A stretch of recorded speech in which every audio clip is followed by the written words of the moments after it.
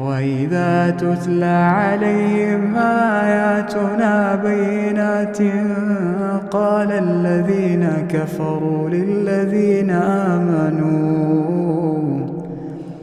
قال الذين كفروا للذين آمنوا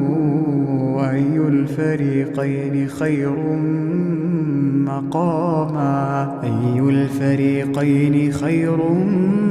مقاما وأحسن نديا وكم أهلكنا قبلهم من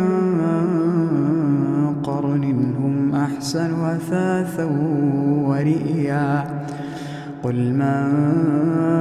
كان في الضلالة فليمدد له الرحمن مدا حتى إذا رأوا ما يوعدون إما العذاب وإما الساعة فسيعلمون من هو شر مكانا وأضعف جندا.